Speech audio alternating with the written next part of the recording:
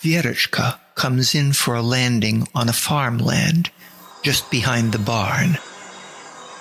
It's a misty and gray morning with diffused light. Out of the farmhouse, an oldish but fit guy comes stomping out, toting a shotgun. He walks cautiously toward the spaceship, and Natasha comes stumbling out. Не стреляй! Don't shoot! My God, is that really you, Natasha? Да, it's me, Doc. Now, put the fucking gun away.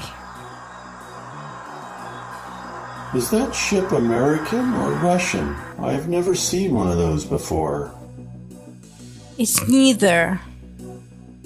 Well, whoever she belongs to, the ship is a beauty. Мне помощь твоя нужна. No offense to Верочка, but Doc, forget about the ship. I need you to patch me up. Natasha falls to the ground on hands and knees. That's when Doc sees her bloodied torso, the fact that she's been shot. Why am I not surprised you show up here bloody and close to death? All right, come on, let's get you inside before you bleed all over my lawn. You're a peach, Doc. I just don't want you to die on me, because I sure as fuck do not want to go through the trouble of having to dig a hole to bury your sorry dead ass. I love you too, Doc. Natasha's laid out on her side on a surgical table in a cramped operating room, a converted walk-in pantry. Natasha is clearly in pain and laboring to stay conscious. Doc, now dressed in scrubs and mask, is washing up at the sink. So what's it going to be? Local or general? Are you kidding me?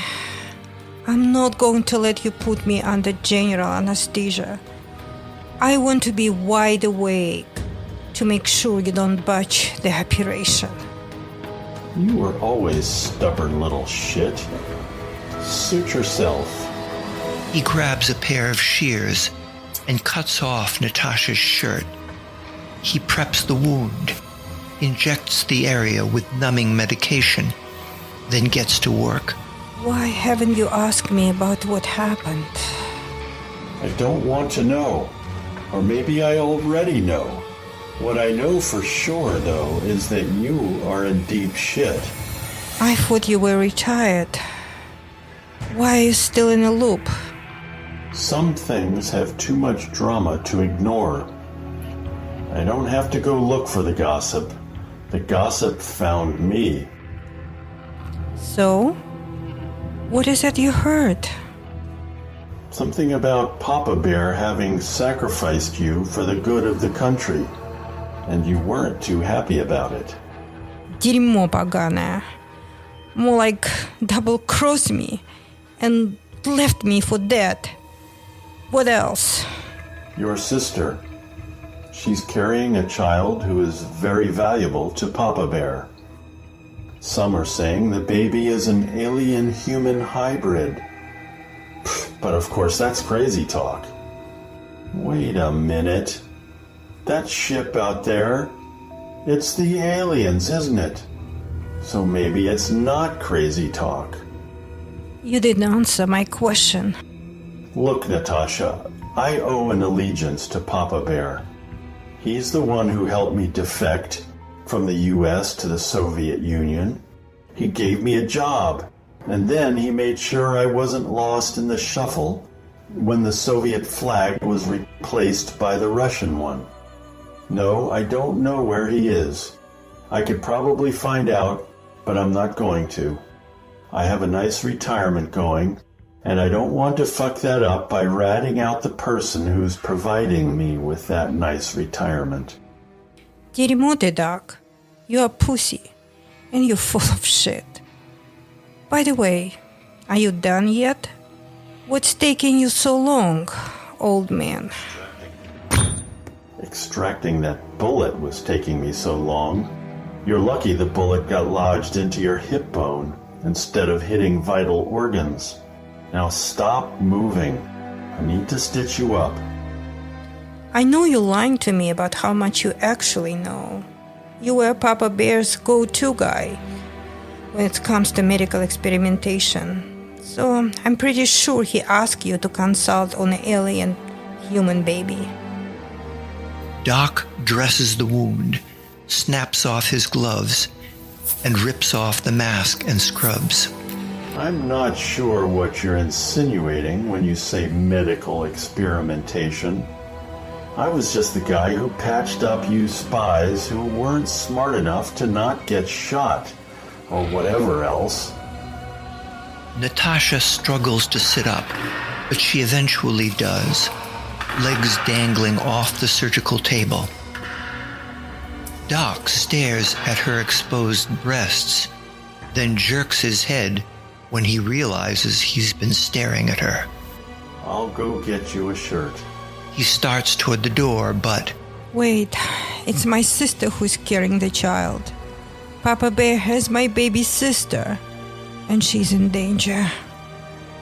I know. And yes, he asked me to be on the team.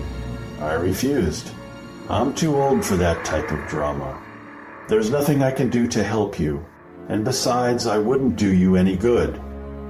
You can't go up against him and expect to live through it.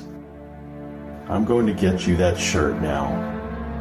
Дерьмо поганое. Fuck.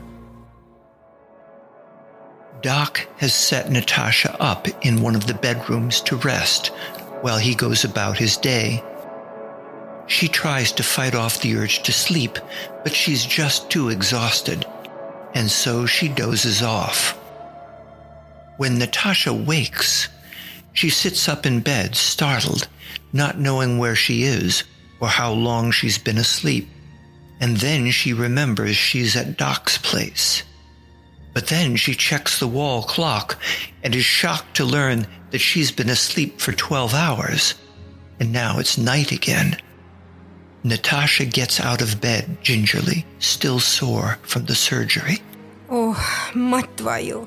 Shit, that hurts. She pads out of the bedroom and heads downstairs. The house is quiet.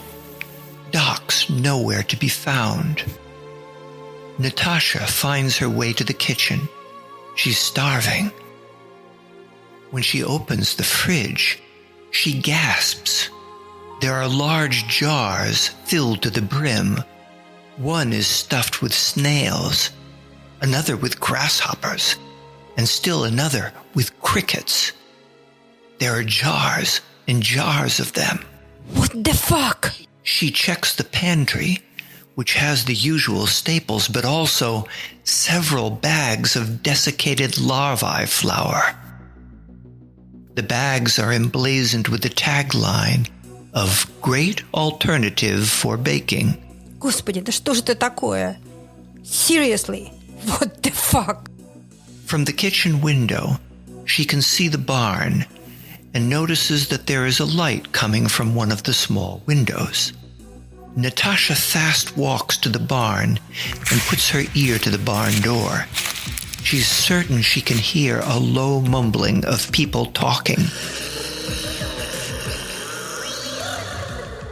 She walks to the side of the barn, where there's a small window, but it's too high for her to look into. Reaching up, she grabs the window ledge and does a chin-up to get eye level with the window. Natasha almost shits her pants at what she sees going on inside the barn. In fact, it's not a barn at all, but a converted living quarters, reminding Natasha of an army barracks. But who is inside aren't soldiers or even human. They're lizard people. Literally, lizard and people. Not exactly lizard, not exactly people, but a hybrid of the two. They're wearing clothes, shirt and pants, but no shoes. They have tails. They are green and sort of scaly, but also kind of cute, some even handsome. Several are in their bunks looking at their phone screens. Others are in the living area playing video games, while a group are watching sports on the TV. A few are eating out of the jars of insects and/or snails. Mamshka moya, holy shit. Natasha drops back to the ground and fast walks back to the house.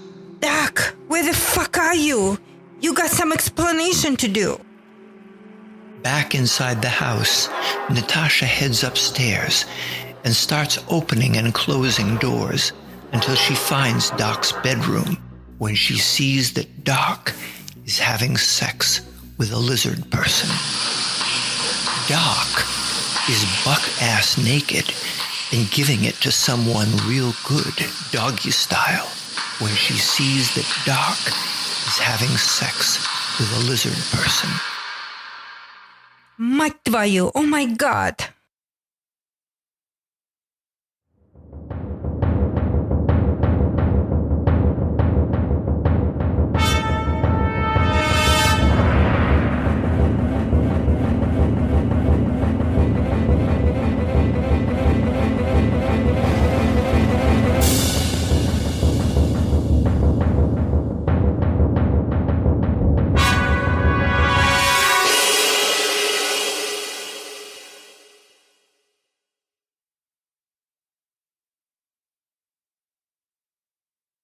Deep State Dossier podcast is a production of Radio Juice Media. To learn more, go to our website, radiojuicemedia.com.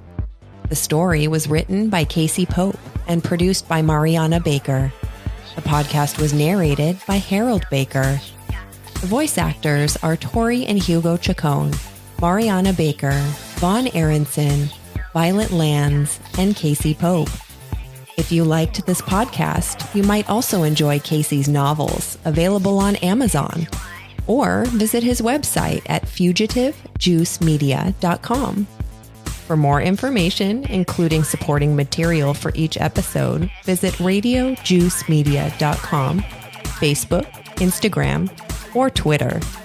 Thanks for listening, and have a very sexy day.